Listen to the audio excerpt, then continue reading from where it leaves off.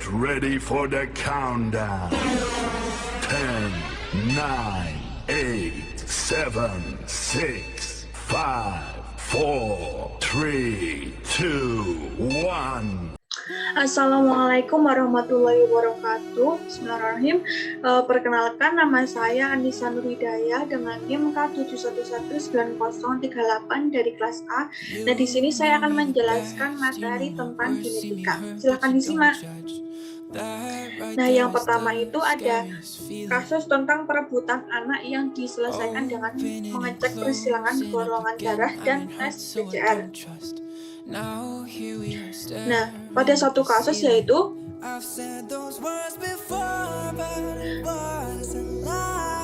pada zaman dahulu sekitar tahun 1998 seorang anak tinggal di rumah bersama kedua orang tuanya. Namun tiba-tiba ada pasangan orang tua yang ingin mengambil anak tersebut dan mengaku bahwa anak tersebut adalah anak kandung mereka. Karena orang tua pertama atau orang tua aslinya itu tidak terima akan hal tersebut, maka untuk membuktikan siapa orang tua kandung sebenarnya dilakukan pengecekan persilangan golongan darah. Nah, diketahui golongan darah anak tersebut adalah O. Nah, kalian bisa melihat dengan gambaran materi yang tertera pada PPT, orang tua asli atau orang tua pertama golongan darahnya adalah A. Nah, bisa dilihat dalam tabel persilangan berikut ini. Nah, jika disimpulkan hasil persilangan golongan darah A dan A adalah A dan O. Selanjutnya untuk orang tua kedua atau orang tua yang melakukan tersebut adalah golongan darah A dengan AB. Kalian bisa lihat dengan persilangan pada tabel tersebut, apabila diambil kesimpulan adalah hasil persilangan golongan darah A dan B adalah ARH-A, AB, dan B. Jadi kesimpulannya, berdasarkan tes tersebut terbukti bahwa anak tersebut merupakan anak kandung dari orang tua yang pertama. Nah, apabila ada kejadian seperti ini itu sebaiknya dalam pengambilan keputusan untuk lebih menyanggah lagi dilakukan tes PCR daripada tes persilangan darah. Untuk pengertian dari CPR itu merupakan teknologi atau metode enzimatik in vitro yang dipergunakan untuk menghasilkan DNA yang spesifik dalam jumlah besar dan dalam waktu yang singkat. Konsep teknologi ini berkembang dari pemahaman terhadap proses verifikasi DNA.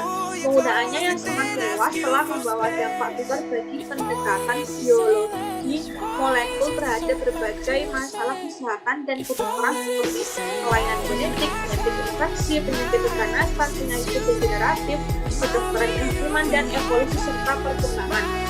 Jumlah sampel yang diperlukan dapat dianalisis dengan PCR adalah sangat sedikit.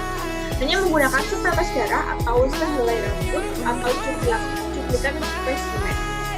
Hal ini dimungkinkan karena mesin PCR adalah mesin yang dapat memfotokopi dari satu molekul DNA menjadi jutaan, sehingga dengan jumlah sampel yang sangat sedikit, sampel diamplifikasi untuk mencapai jumlah yang dapat dianalisis.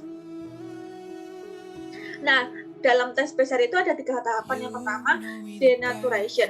Pada proses denaturasi, panas mempengaruhi strand DNA akan terpisah menjadi DNA beruntai tunggal atau single stranded.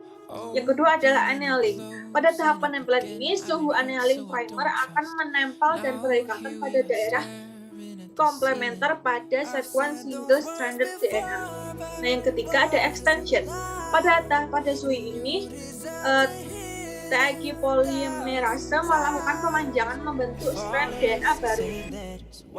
Selanjutnya, yang kedua ada perbedaan tes antibodi dan antigen dan mengapa tes antigen lebih diakui daripada tes antibodi. Yang pertama itu ada rapid test antigen. Antigen merupakan suatu zat atau benda asing, misalnya racun, kuman, atau virus yang dapat masuk ke dalam tubuh. Sebagian antigen dapat dianggap berbahaya oleh tubuh, sehingga memicu sistem imunitas untuk membentuk zat kekebalan tubuh atau antibodi. Tes ini merupakan bentuk pertahanan alami tubuh untuk mencegah terjadinya penyakit. Virus corona yang masuk ke dalam tubuh akan terdeteksi sebagai antigen oleh sistem imunitas.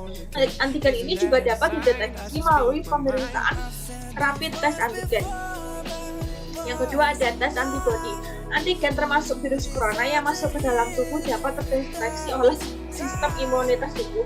Setelah antigen terdeteksi, sistem imun akan memproduksi antibodi untuk memusnahkannya. Keberadaan antibodi untuk membasmi virus corona bisa dideteksi melalui rapid test antibodi.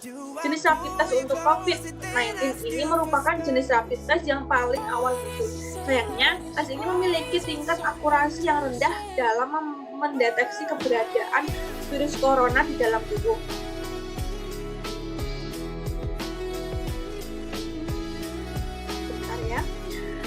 Inilah sebabnya rapid test antibody tidak layak digunakan sebagai metode pemeriksaan untuk mendiagnosis penyakit COVID-19. Hasil pemeriksaan rapid test antibody untuk COVID-19 dibaca sebagai reaktif atau positif dan non-reaktif atau negatif. Nah, selanjutnya di sini ada poster perbedaan rapid test antibody dan antigen. Bisa diperhatikan antara rapid test antibody yang berbeda dengan rapid test antigen. Perbedaan itu meliputi nama lain, sampel, sasaran, diagnosa, lama terdeteksi, akurasi, dan tujuannya.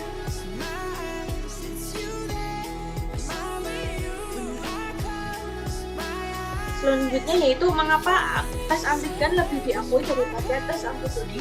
Nah, alasan mengapa rapid test antigen lebih akurat dibanding tes antibody adalah karena tes ini bisa mendeteksi langsung keberadaan antigen virus corona pada sampel yang berasal dari saluran pernafasan. Perlu diketahui bahwa antigen biasanya bisa terdeteksi ketika virus yang masuk ke tubuh aktif bereplikasi.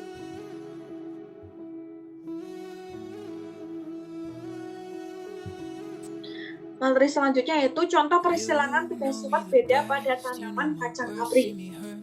Nah, perkawinan pada tanaman kacang kapri dengan yang pertama itu ada M, gen warna merah pada bunga, M besar maksud saya, lalu ada M kecil gen warna kuning pada bunga, K besar gen warna kuning pada biji, K kecil gen warna hijau pada biji, B besar gen bulat pada biji, dan B kecil gen lonjong pada biji. Nah, ini bisa diperhatikan perkawinan hibrid antara MMKKBB dengan semuanya huruf besar dan MMKKBB dengan huruf kecil. Yang huruf besar itu merupakan kacang kapri yang merah, kuning, bulat, sedangkan yang MMKKBB huruf kecil-kecil itu merupakan kacang kapri yang putih, hijau, keriput. Nah, nanti bisa diperhatikan dan dipelajari. Selanjutnya ada perkawinan hibrid 3.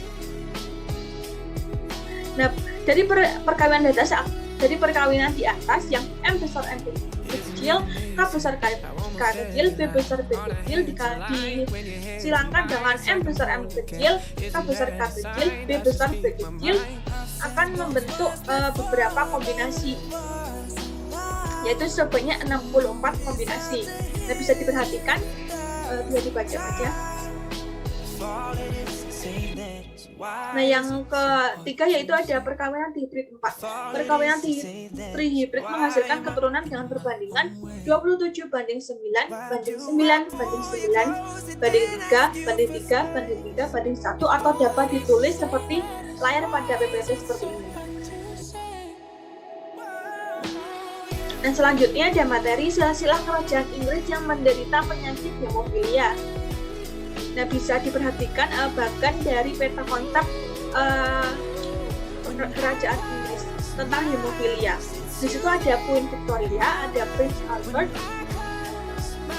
ada Victoria, ada Frederick III, ada Alice, ada Louis keempat, ada Princess Helena of Waldeck, ada Leopold yang meninggal dalam usia 31 tahun, ada Beatrice dan Prince Henry of Battenberg.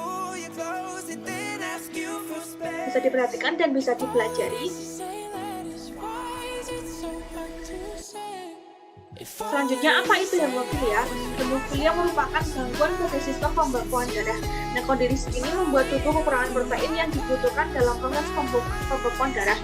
Protein ini lazim disebut faktor pembekuan. Dengan begitu, ketika seseorang mengalami luka pendarahannya bisa berlangsung lebih lama bila dibandingkan dengan kondisi tubuh normal.